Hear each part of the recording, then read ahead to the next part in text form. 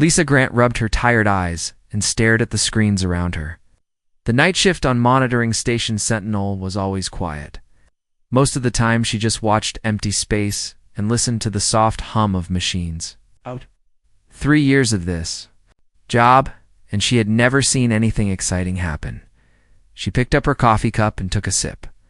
The liquid was cold and bitter, but it kept her awake. Outside the thick windows, stars twinkled in the darkness. Earth was so far away that she could not even see the sun from here. A soft beep made her look up. One of her screens was flashing red. Lisa put down her coffee and moved closer to the display. Her heart started beating faster. The computer was picking up a signal from deep space. She pressed some buttons and listened carefully. The signal was weak and full of static. Someone was trying to send a message, but it was breaking up badly. Lisa turned up the volume and filtered out some of the noise. Help. ... Please help us. ... Ship damaged. They're coming back. ... Lisa felt her stomach drop. This was a real distress call. She had trained for this moment but never thought it would actually happen. Her hands shook as she started recording the signal and running it through the translation software that the voice was not human. It sounded higher and softer than any person she knew. The words were being translated from some alien language. Lisa had heard that other species existed, but she had never actually heard one speak before. Position: Kepler 442 system. Ships attacking. We cannot fight them. ... Please. Lisa's training kicked in. She sent an emergency alert to the nearest patrol ship and started tracking the signal source. The Kepler 442 system was just outside human space, about 6 hours away at maximum speed. Captain Jake Morrison was eating dinner in his quarters when the alert came through. The USS Vengeance was a small patrol cruiser, but it was fast and well-armed. Jake had been in the military for 15 years and had seen his share of trouble. He read the message from Lisa Grant and frowned. An alien distress call was unusual, but not impossible. Pirates sometimes attacked ships from other species, thinking they were easy targets. Jake did not like pirates. "Bridge, this is the captain," he said into his communication device. "Set. Course for Kepler 442, maximum speed. Alert the crew that we have a possible rescue mission." Lieutenant Bob Wilson was on duty at the bridge. He had been Jake's second-in-command for 2 years. Bob was young but smart, and Jake trusted him completely. "Sir, are we really going to help aliens?" Bob asked when Jake arrived on the bridge. "Someone is in trouble, we help them," Jake said firmly. "That's what we do." Meanwhile, in the Kepler 442 system, Captain Kethfer was trying not to panic. His ship, the Harmony's Song, was damaged and losing power. His people, the Zilani, were not fighters, were farmers and artists who had never hurt anyone. Kethfer was tall and thin, with gray skin and large eyes. Like all Zilani, he was gentle and preferred to solve problems by talking, but the pirates chasing him did not want to talk. They wanted to steal his cargo and sell his crew as slaves. "Captain, they are coming around for another attack," said his communications officer. A young female named Yethera. Her voice was scared. Kethfer looked at his screens. 7 pirate ships were circling his vessel like hungry wolves. They had already damaged his engines and weapons. The next attack would probably destroy them completely. "Did anyone answer our distress call?" he asked. "No, sir. We are too far from any major shipping lanes. I do not think anyone heard us." Kethfer closed his eyes and thought about his family back home. He had never expected to die in space, attacked by pirates. The Zilani had always been peaceful. They traded with other species and never bothered anyone. The pirates were Krillians, a race of lizard-like creatures who made their living by stealing from others. Captain Vextar commanded the pirate fleet. He was cruel and greedy, with sharp teeth and cold yellow eyes. "Prepare for the final attack," Vextar told his crew. "Take what you can and destroy the rest. These plant-eaters are not worth keeping alive." Vextar had been raiding in this area for months. The Zilani ship was perfect prey, weak, alone, and carrying valuable trade goods. He had never heard of humans before and did not care about them. Back on the Sentinel station, Lisa was still, monitoring the distress signal. She had sent all the information to Captain Morrison, but she was worried. One small patrol ship, might not be enough to fight 7 pirates. She decided to send the alert to Fleet Command as well. The computers would decide if more help was needed. Lisa had learned that it was better to ask for too much help than too little. At Fleet Command, Admiral Kate Sullivan was reviewing daily reports when the alert appeared on her screen. She read it carefully and made a decision that would change everything. Priority Alpha humanitarian crisis, she said to her aide. Activate the Good Samaritan Protocol. I want every available ship in the sector to respond. The aide looked surprised. Ma'am, it's just one alien ship. Are you sure we need a full response? Admiral Sullivan looked at him with hard eyes. Son, when someone sends out a distress call, we answer it. That's what makes us human. Order. Across human space, military bases began receiving emergency orders. Ships that were docked started preparing for immediate departure. Crews were called back from leave. The great machine of human military power was waking up. Captain Kethver did not know that help was coming. All he could do was wait and hope that someone had heard his call for help. The pirate ships were getting closer, and his own vessel was almost dead in space. Captain Yathera said softly, I'm getting a signal. Someone is answering our distress call.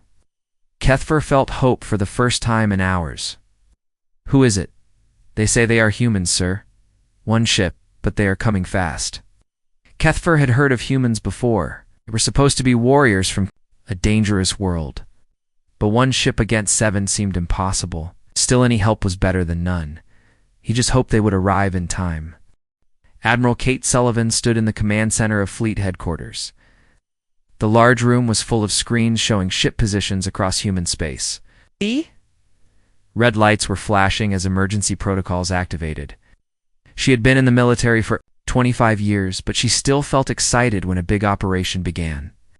Ma'am, we have confirmation from all sectors, reported Commander Lisa Park, her chief of staff. Ships are responding to the Priority Alpha alert.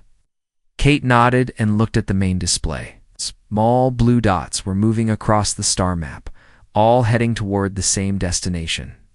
Each dot represented a warship with dozens or hundreds of crew members. How many ships total? Kate asked. 47 confirmed, with more joining every hour, Lisa replied. The Titan shipyards are sending the Retribution, and Earth Orbit is launching the Liberty with full fighter wings. Kate smiled. Other species would think this was crazy. All of this for one alien distress call. But humans had learned long ago that when someone needed help, you sent enough help to make sure the job got done right. At the Titan shipyards near Jupiter, Captain Sam Carter was rushing to get his ship ready. The USS Retribution was a massive dreadnought, one of the most powerful ships in the human fleet. It was as long as a city block and carried enough weapons to level a planet. Engineering, what's our status? Sam called over the communication system. Reactors warming up, sir. We'll be ready to leave in 30 minutes, came the reply from Chief Engineer Anna Brooks. Sam looked out at the construction yards around his ship. Workers were running everywhere, loading supplies and fuel. Emergency departures were always chaotic, but his crew was well trained. Captain, the Admiral wants to speak with you, said his communications officer. Sam accepted the call. Admiral Sullivan's face appeared on his screen. She looked serious but confident.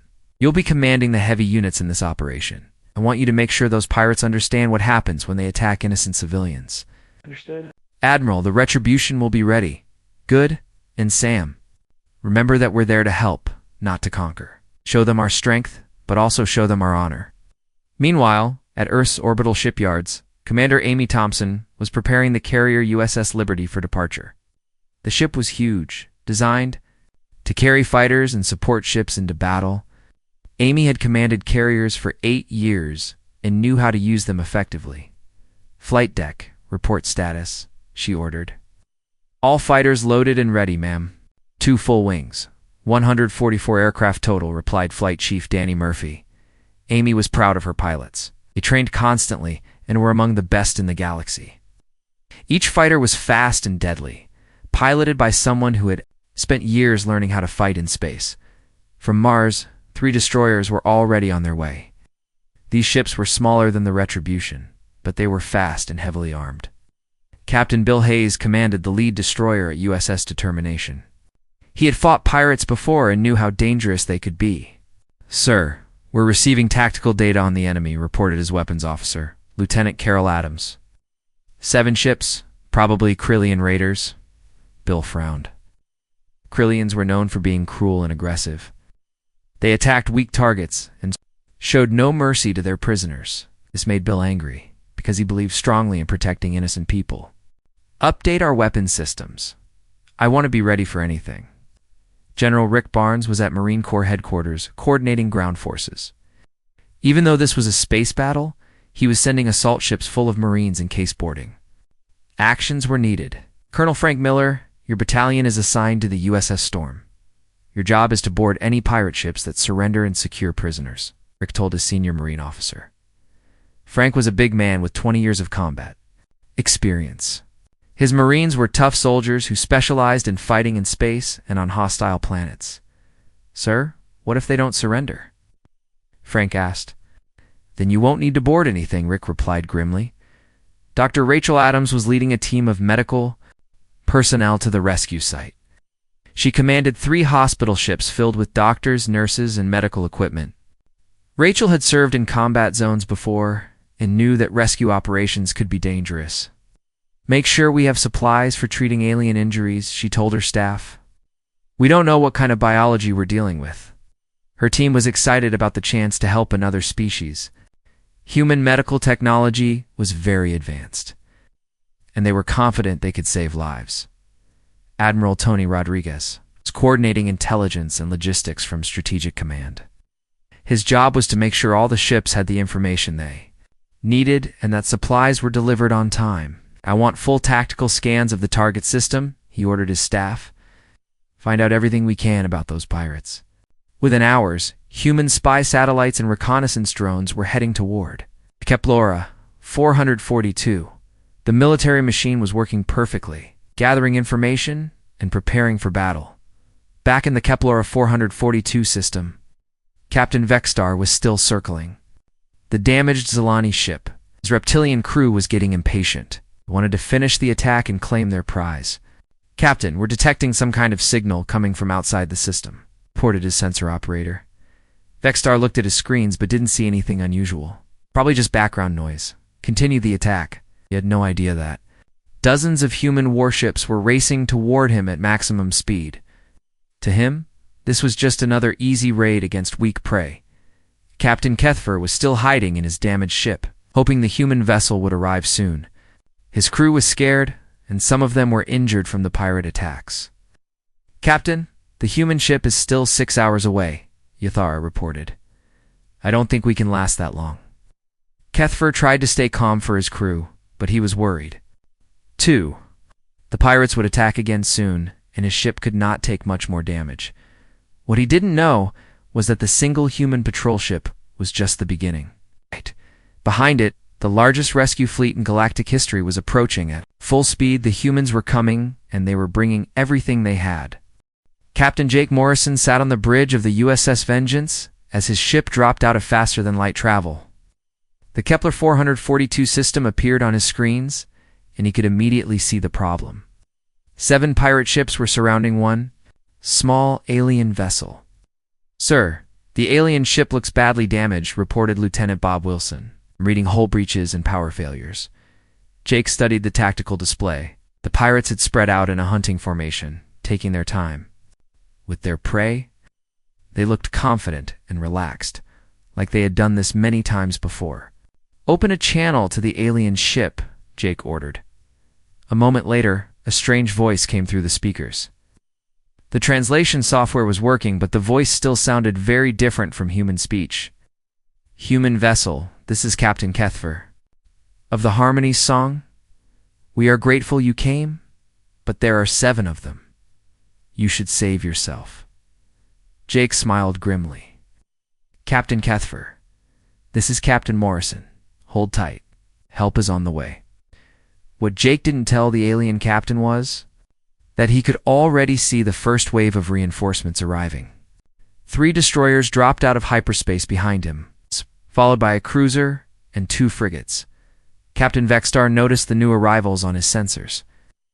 His yellow eyes narrowed as he counted the human ships. 8 vessels now, still outnumbered by his fleet.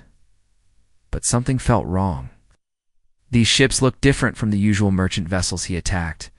"Captain, those are military ships," his sensor operator warned. "They're armed and dangerous." Vextar hissed in annoyance.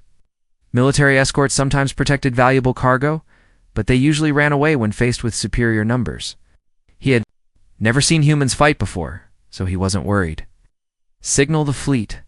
We'll destroy the escorts first, then finish the aliens." But before he could give the attack order, his screens lit up with new contacts. More human ships were arriving every few minutes. First came another wave of destroyers and cruisers, then came something much bigger. The USS Retribution dropped out of hyperspace like a small moon. The massive dreadnought was 3 times longer than Vextar's flagship and bristled with weapons. Captain Sam Carter stood on his bridge, surveying the tactical situation. "Admiral Sullivan, this is Captain Carter. We have arrived at the target system, counting 7 hostile vessels and 1 damaged civilian ship." Admiral Kate Sullivan's face appeared on the main screen. She was commanding the operation from the Retribution's Advanced Combat Center. "Captain, take position to protect the civilian. Vessel, do not fire unless fired upon, but make it clear that we mean business." The Retribution moved into position between the pirates and the Zilani ship. Its massive bulk blocked the pirates' line of attack. Its weapon systems tracked every enemy vessel. Captain Vextar stared at his screens in growing alarm. The human dreadnought alone outmassed his entire fleet. Where had all these ships come from? This was supposed to be a simple raid in empty space. "Captain, more contacts incoming." His sensor operator reported with fear in his voice. The USS Liberty arrived next, launching fighters as soon as it cleared hyperspace. Commander Amy Thompson had brought both her fighter wings, and they spread out in perfect formation around the alien ship. Squadron leader Nick Parker led the first fighter group. He had been flying in space for 10 years and had never seen pirates this bold. Usually, raiders ran away as soon as military ships appeared. "Control, this is Eagle Squadron. We have visual on the hostile vessels. They don't look like they're backing down." Amy studied the enemy formation from her bridge.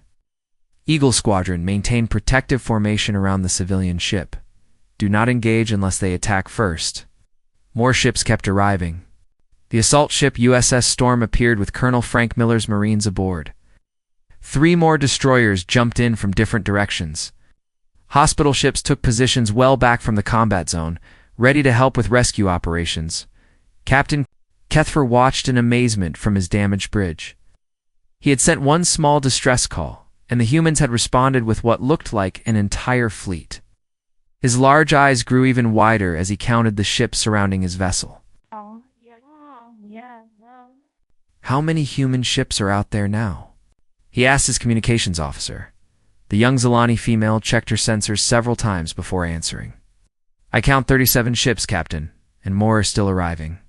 Kethfer could not believe what he was seeing. His people had always thought of humans as just another species, maybe a little more aggressive than most.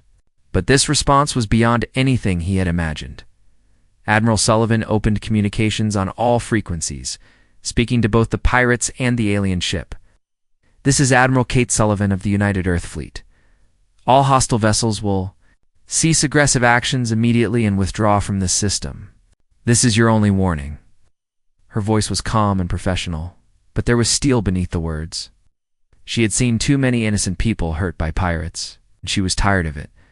Captain Vextar found himself in an impossible situation. He was surrounded by more firepower than he had ever seen in one place. His 7 ships looked pathetic compared to the human fleet that continued to grow. "This is insane," he muttered to his crew. "Why would they send so many ships for 1 alien vessel?" His weapons officer, a scarred Krillian veteran, looked worried. "Captain, maybe we should withdraw. We're badly outnumbered." But Vextar's pride would not let him back down. He had spent years building his reputation as a fierce pirate. If he ran from humans now, word would spread, and his crew would lose respect for him. "Signal the fleet. We'll make a fighting withdrawal. Target their smaller ships first." What Vextar didn't understand was that humans viewed pirates as criminals. who threatened innocent people. In human military doctrine, criminals who attack civilians receive no mercy and no second chances. Dr. Rachel Adams had positioned her medical ships at a safe distance, but she was monitoring all communications. She could hear the fear in the alien captain's voice and the growing tension from the pirates. "All medical teams prepare for casualties," she ordered. "Both alien and human wounded will be treated with equal care." The stage was set for a confrontation that would change how the galaxy viewed humanity. The pirates were trapped.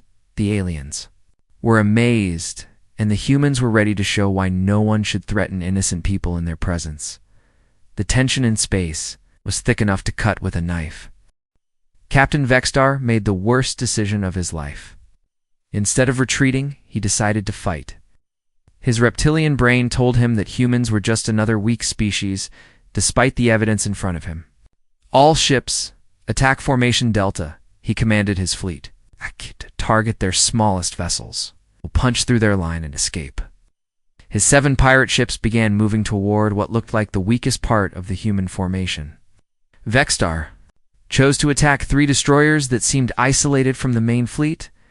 Admiral Kate Sullivan watched the pirate movement from her command center aboard the USS Retribution. She had hoped the pirates would be smart enough to leave peacefully. Now they had made their choice. "All ships, weapons free." Repeat, weapons free. "Pirates have initiated hostile action," she announced calmly. Captain Sam Carter felt his ship's massive weapons systems come online. The Retribution's railgun batteries had enough power to punch holes through small moons. Against pirate ships, they would be devastating. "Gunnery control, target the lead pirate vessel." "Fire when ready," Sam ordered. The first pirate ship to attack was Vextar's own flagship. Fired plasma cannons at the destroyer USS Determination, commanded by Captain Bill Hayes. The bright green bolts struck the human ship's armor and barely left scorch marks. "Sir, enemy fire is ineffective," reported Lieutenant Carol Adams from the weapons station. "Their plasma cannons can't penetrate our hull." Bill Hayes had been in space combat before, but he was still amazed at how weak the pirate weapons were. Human ships were built to fight other humans who had developed terrible weapons during centuries of war on Earth. "Return fire. Show them what real weapons look like," Bill commanded. The Determination's missile batteries launched a salvo of guided rockets. Each missile was as smart as a computer and could think for itself. The pirate ship tried to dodge, but the missiles followed every movement. The explosions tore the pirate vessel apart in seconds. What had been a dangerous raider became a cloud of glowing debris drifting in space. "Captain," Vextar watched his second-in-command ship die and felt real fear for the first time. The human weapons were far more powerful than anything he had ever seen. His own ship's armor wouldn't last 10 seconds against those missiles, but the human response was just beginning. The USS Retribution's main gun spoke next. Captain Sam Carter had targeted 2 more pirate ships with his railgun batteries. The magnetic cannons fired metal slugs at incredible speed. The projectiles hit their targets faster than the eye could follow. The first pirate ship simply vanished, turned into atomic dust by the impact. The second ship broke in half, its crew dead before they knew what had happened. 3 pirate ships were gone in less than 30 seconds. Commander Amy Thompson watched the battle from the bridge of the USS Liberty. Her fighters were still in defensive formation around the alien ship, but she could see that the pirates were no match for human firepower. "Squadron Leader Parker, maintain position. The heavy units have this under control," she radioed to her. Pilots. Nick Parker and his fighter pilots felt disappointed. They had trained for years to fight pirates, and now the battle was over before they could join in. The human capital ships were destroying the enemy fleet without help. "Control, this is Eagle 1. Should we pursue fleeing enemies?" Nick asked. "Negative." "Eagle 1. Let the big guns finish this." The remaining 4 pirate ships tried to escape, but they were surrounded. Captain Bill Hayes and his destroyers moved to block their retreat while the Retribution targeted the survivors. Captain Vextar's ship was one of the last ones left. He'd fired everything he had at the nearest human vessel, desperately trying to damage something. His plasma cannons, missile launchers, and laser batteries all fired at once. The human destroyer USS Storm barely noticed the attack. Colonel Frank Miller, who was aboard the ship with his Marines, watched the enemy fire bounce off their armor. "Sir, their weapons can't even scratch our paint," reported the ship's captain. Frank had been ready to board enemy vessels and capture pirates, but there would be nothing left to board. The human fleet was destroying the raiders completely. Admiral Sullivan had seen enough. The pirates had chosen to fight instead of surrendering, and they were threatening innocent people. In human military law, pirates who attacked civilians deserved no mercy. All ships, finish them. "No survivors," she ordered coldly. The last 4 pirate ships died quickly. Railgun slugs, guided missiles, and laser beams turned them into expanding clouds of gas and metal. The entire pirate fleet was destroyed in less than 7 minutes of actual combat. Captain Githfer watched the battle from his damaged ship in complete shock. He had never seen anything like the efficiency of human warfare. The pirates who had been terrorizing his people were gone, wiped out as if they had never existed. "Captain, the humans are contacting us," Yathera reported with awe in her voice. Admiral Sullivan's face appeared on their screen. She looked concerned and professional, not at all like someone who had just destroyed 7 ships. "Captain Kethver, this is Admiral Sullivan. Are you and your crew injured? We have medical teams standing by to help." Kethver struggled to find words. "Admiral, we are hurt but alive. Your people saved us. We cannot thank you enough."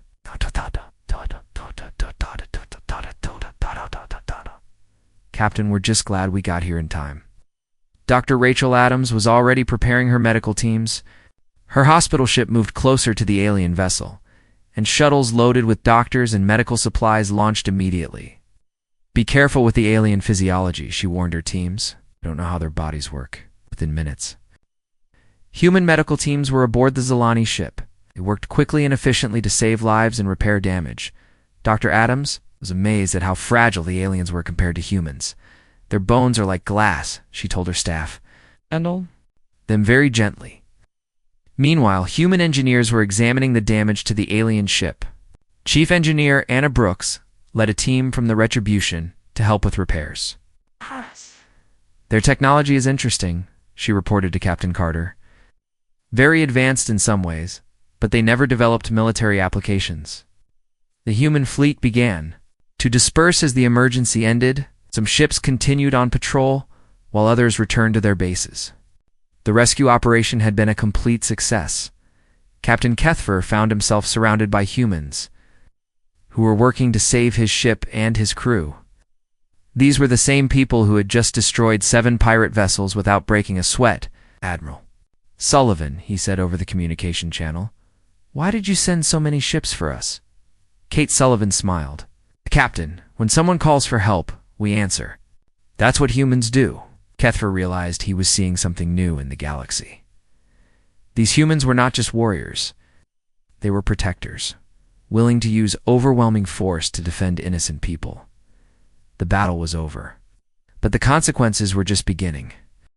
3 weeks after the battle, Captain Kethver stood in the Zalani Council chambers on his home world. The room was packed with his people, all wanting to hear about his encounter with the humans. His ship had been completely repaired by human engineers, and his crew had recovered from their injuries thanks to human doctors. "Tell us again about their fleet," asked Elder Nethmera, the oldest member of the Zalani government. "How many ships did they send?" Kethver took a deep breath. 47 warships, Elder, for one small distress call from our cargo vessel." The council chamber erupted in whispers. Even after hearing the story many times, the Zalani still could not believe it. Their own people would send 1 or 2 ships, at most, for a rescue mission, and they destroyed all the pirates, asked another council member. "In 7 minutes," Kethver confirmed. "Their weapons were so powerful that the pirate ships simply vanished. I've never seen anything like it." Elder Nethmera was quiet for a long moment. The Zalani had always thought humans were just another aggressive species, no different from the Krillians or other warlike races. This story changed everything. "What did they want in return for saving you?" she asked. "Nothing," Kethver replied. "They gave us medical care, repaired our ship, and offered us trade agreements." They even gave us coordinates for their nearest space station and an invitation to visit Earth. Meanwhile, in the Galactic Council chambers on the neutral world of Centros Prime, news of the incident was spreading rapidly. Ambassador Helen Rodriguez sat at the human delegation table, watching other species react to reports of the battle. The Galactic Council included representatives from over 200 different worlds. Most of them had never paid much attention to humans before. Earth was a new member, and humans seemed primitive compared to older civilizations. Ambassador Teketh of the Altarian Republic stood to address the council. His people were ancient and considered themselves very wise. We have received disturbing reports about human military actions in the Kepler 442 system, Tech announced. They deployed a massive fleet to attack civilian vessels. Helen Rodriguez stood up immediately. Those were not civilian vessels. They were pirates attacking an innocent cargo ship.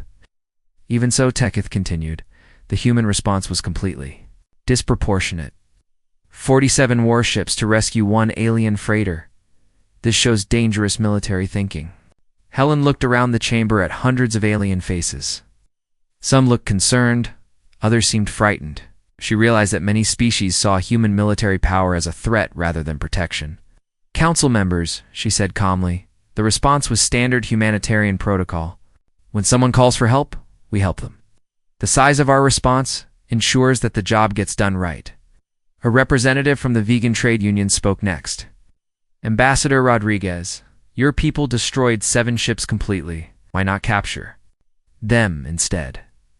Helen's expression grew cold. Those ships contain pirates who prey on innocent civilians. Human law is very clear about pirates. They receive no quarter and no mercy. The chamber fell silent.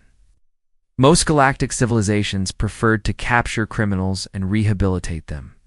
The idea of completely destroying enemy ships seemed brutal to many species. Back on Earth, President Lisa Washington was meeting with her military advisors. General Rick Barnes and Admiral Kate Sullivan sat across from her in the Oval Office. So the aliens are scared of us now? President Washington asked. Some of them, Admiral Sullivan replied. Others are grateful. Zilani have already signed 3 trade agreements with us and the pirates, the president continued. General Barnes smiled grimly. Pirate activity in 12 systems has dropped to 0. Word spreads fast when entire fleets start disappearing. The president nodded. Good. Make sure our patrol schedules cover the major trade routes.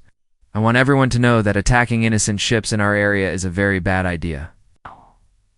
On the Krillian homeworld, Supreme War Leader Grathax was reading reports about the destruction of Vextar's fleet. The Krillians had always been the dominant military power in their region, but this incident made him reconsider that position.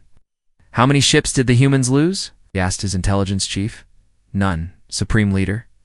They suffered no casualties. At all, Grathax felt cold fear in his stomach. His people had been planning to expand their raids into human territory. Now that seemed like suicide. Cancel all operations near human space, he ordered. Send word to all our fleets. Humans are not to be attacked under any circumstances. News of the Kepler incident spread throughout the galaxy. On merchant worlds, traders began requesting human escorts for dangerous routes. On military bases, officers studied recordings of the battle to understand human tactics. The hegemony of Vorth, a powerful military alliance, called an emergency meeting. Their leaders had always dismissed humans as primitive newcomers, but the efficiency of the rescue operation worried them. They mobilized 47 ships in less than 24 hours, reported Intelligence Director Zeffel. Their logistics and coordination are perfect. How is that possible? Asked Supreme Commander Yathrin. They treat military operations like a science. Every ship has a specific role. Every crew member knows exactly what to do. They have been fighting wars for thousands of years on their home world. 6 months later, Captain Kethfer stood on the observation deck of a human space station near Earth. He was now the official Zilani ambassador to humanity. And he was still amazed by what he saw. The space station was huge, bigger than many cities. On his home world, human ships came and went constantly, carrying trade goods and passengers throughout the galaxy. But Kethfer also noticed the military vessels that patrolled nearby. Admiral Kate Sullivan joined him at the observation window. She had become a good friend during his visits to human space. "Admiral, may I ask you something?" Kethfer said. "Of course, why do your people care so much about protecting strangers? Most species only help their own kind." Kate was quiet for a moment, watching the ships move through space. "On Earth, we learned that if you don't help others when they need it, someday no one will help you. We've always believed that the strong should protect the weak. But you could conquer most of the galaxy if you wanted to," Kethfer pointed out. Kate smiled. "What would be the point? We're not interested in ruling other people. We just want to make sure everyone can live in peace." 3 years after the Kepler incident, piracy in the local galactic region had almost disappeared. Human patrol fleets regularly visited trade routes, and their presence kept criminals away. Several new species had joined the human alliance, attracted by the promise of protection. The galaxy was learning that having humans as neighbors meant having the most powerful military force in known space as guardians. Some species found this comforting, while others worried about human intentions. But Captain Kethra knew the truth. He had seen humans at their most deadly and their most compassionate. They were exactly what they claimed to be. Protectors who would cross the galaxy to help a stranger in need. And if anyone threatened that stranger, they would face the full might of humanity's war machine. The message was clear throughout the galaxy: call for help, and humans will answer. Attack the innocent, and humans will find you. Either way, they would bring everything they had.